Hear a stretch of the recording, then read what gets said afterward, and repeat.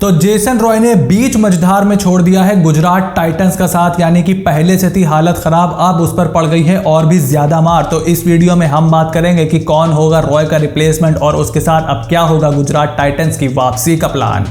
What's going on everyone? Welcome back to my YouTube channel। और tournament से पहले अगर किसी टीम को वापसी की दरकार आन पड़े तो यानी उस टीम की हालत अच्छी नहीं चल रही है, और कुछ यही हालत हो गई है गुजरात टाइटंस की। गुजरात टाइटंस ने जब अपने ड्राफ्ट पिक किए थे शुभमन गिल, हार्दिक पांड्या और राशिद खान, तब तो ऐसा लगा था कि इस आईपीएल में गुजरात टाइटंस एक ऐसी टीम होगी जो एक अलग रणनीति और एक कमाल की रणनीति लेकर के आएगी। लेकिन ऑक्शन में जो गुजरात टाइटंस ने काम किया उसके बाद तो उन्होंने अपनी पूरी ही मट्टी कर ली, और अब टूर्नामेंट शुरू होने से एक महीने पहले one of the most in form opener in the world Jason Roy ने अपना नाम वापस ले लिया है फ्रॉम द आईपीएल 2022, और इसका हवाला उन्होंने दिया है बायो बबल फटीग को।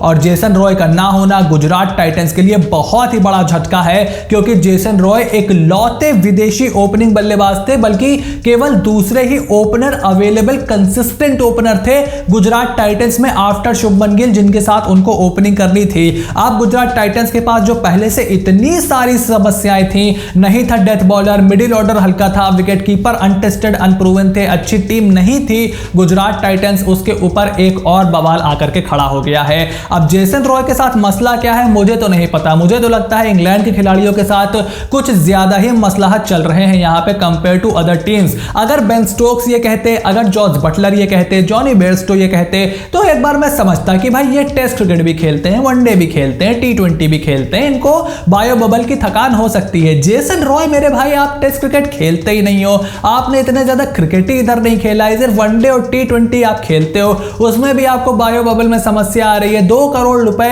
आपको अगर किसी टीम ने दिए हैं और आपके इर्द गिर्द अपना प्लान उन्होंने बनाया है, तो आपकी जिम्मेदारी थी कि आप उस टीम का साथ देते, या फिर आप आईपीएल के ऑक्शन में ही ना आते, क्योंकि लास्ट ईयर जिस तरीके से आईपीएल कैंसिल हुआ था सबको मालूम था कि आईपीएल बायो बबल में ही खेला जाना है। अब आपके लिए ये याद रखा जाएगा, सब कुछ याद रखा जाता है इस आईपीएल में। अगले साल अगर आप ये सोच रहे हो कि मैं अगले ऑक्शन में आऊंगा 5-6 करोड़ रुपया पाऊंगा, वो बेटे आप भूल जाइए, क्योंकि आपको अब कोई भी टीम मेरे हिसाब से आप पर बोली नहीं लगाने वाली, क्योंकि टीम्स ये सारी चीजें याद रखती हैं कि कौन उनके साथ था और कौन उनके साथ नहीं था। तो इस वीडियो में सबसे पहले हम यही जानने की कोशिश करेंगे कि आखिर गुजरात टाइटंस के लिए जेसन रॉय की रिप्लेसमेंट के रूप में कौन आ सकता है। उसके बाद गुजरात लायंस की पूरी टीम के बारे में बात करेंगे, प्लेइंग 11 भी बनाएंगे, तो बहुत ही इंटरेस्टिंग वीडियो होने वाला है। So make sure you stick around till the end of the video. लेकिन उससे पहले अगर आपने अभी तक चैनल को सब्सक्राइब नहीं किया है, make sure to click on the subscribe button and press the bell notification, ताकि इस तरीके की लेटेस्ट वीडियोस आपको मिलती रहे,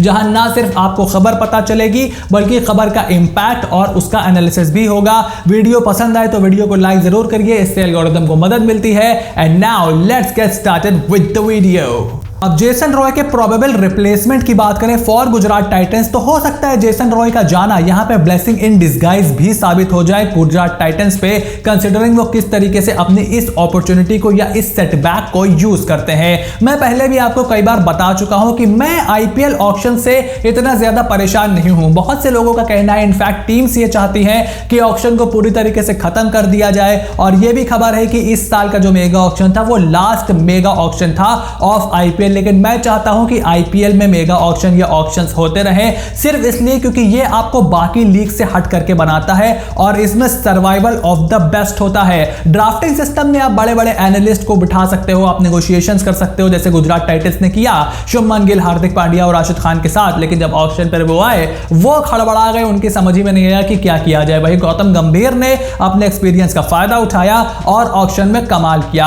अब जेसन रॉय का रिप्लेसमेंट किस तरीके से गुजरात टाइटंस ढूंढेगी ये भी उसी पर निर्भर करता है। लेकिन अगर यहां पर कुछ ऑप्शंस की बात की जाए तो गुजरात टाइटंस के पास ऑप्शंस है यहां पे Chris Lynn, Paul Stirling, Martin Guptill, Colin Munro, Aaron Finch और धशुन शानका।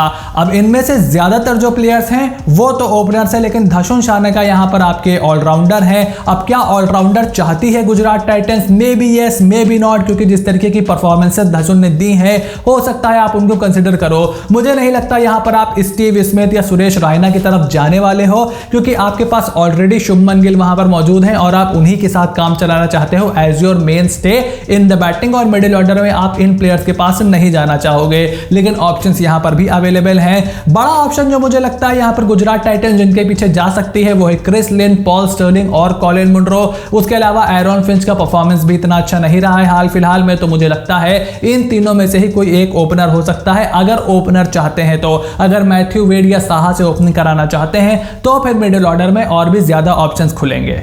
गुजरात टाइटंस के टॉप 22 की बात की जाए तो बॉलिंग में तो बहुत अच्छा काम किया, लेकिन बैटिंग में टीम फिसड्डी रह गई। यहां पे 10 करोड़ रुपए खर्च किए उन्होंने लोकी फर्गसन पर, 9 करोड़ रुपए उन्होंने खर्च कर दिए राहुल तेवतिया पर, 6 करोड़ 25 लाख रुपए उन्होंने खर्च किए मोहम्मद शमी पर, और अनकैप्ड यश दयाल पर 3 करोड़ 20 लाख रुपए और साई किशोर पर 3 करोड़ रुपए उन्होंने खर्च कर दिए। तो परेशानी खुद के लिए खड़ी कर ली यहां पर गुजरात टाइटंस ने, क्योंकि वो प्लेयर वो नहीं उठा पाए जैसे बाकी टीमों ने उठाए। आपका मिडिल ऑर्डर वीक है, आप विजय शंकर और हार्दिक पांड्या पे डिपेंड हो, राहुल तेवतिया पे 9 करोड़ खर्च किए, और अगर मैं इस टीम में बहुत ज्यादा स्ट्रेंथ ढूंढने की कोशिश करूं तो मुझे दिखाई नहीं देती, लेकिन मुझे प्रॉब्लम्स ढेर सारी दिखाई देती हैं। लेकिन उसके बाद अगर फुल स्क्वाड की बात की जाए तो सबसे पहले इनके बल्लेबाजों से शुरू करते हैं। इसमें शुभमन गिल हैं 8 crore, Abhinav Sadarangani 2.6 crore, David Miller 3 crore, Wriddhiman Saha 1.9 crore, Matthew Wade 2 crore 40 lakh और गुरकीरत सिंह। उसके बाद अगर ऑलराउंडर्स की बात करें तो captain Hardik Pandya 15 crore, Rashid Khan 15 crore, Rahul Tewatia 9 crore,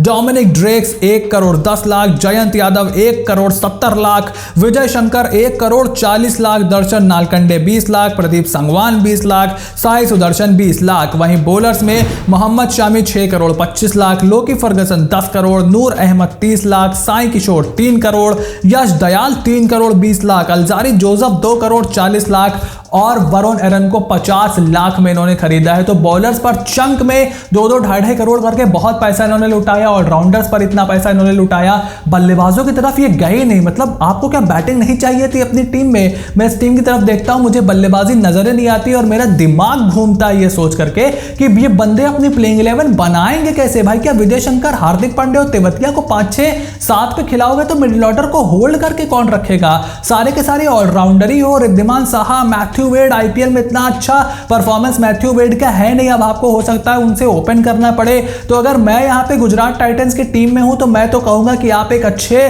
compact middle order batsman को यहां पर लेकर के आओ, लेकिन मुसीबत यह है कि कोई अच्छा परफॉर्मर अवेलेबल ही नहीं है इनके पास। स्टीव स्मिथ की परफॉर्मेंस इतनी अच्छी है नहीं टी20 क्रिकेट में, सुरेश रैना को किसी वजह से ही किसी टीम ने नहीं खरीदा था, तो उनकी परफॉर्मेंस पर सवाल निशान खड़ा हो रहा है। अब जेसन रॉय के जाने के बाद तो बहुत ही बड़ा धक्का इनको यहां पर लग गया है, और इसी को देखते हुए अगर इनकी प्लेइंग 11 की बात करें तो यहां पर ओपन करेंगे शुभमन गिल। वहीं मुझे लगता है कि ये एक और एक्स्ट्रा ओवरसीज ओपनर इनको खिलाना पड़ेगा नंबर 2 पे, या फिर वेड और साहा को ओपनिंग करानी पड़ेगी।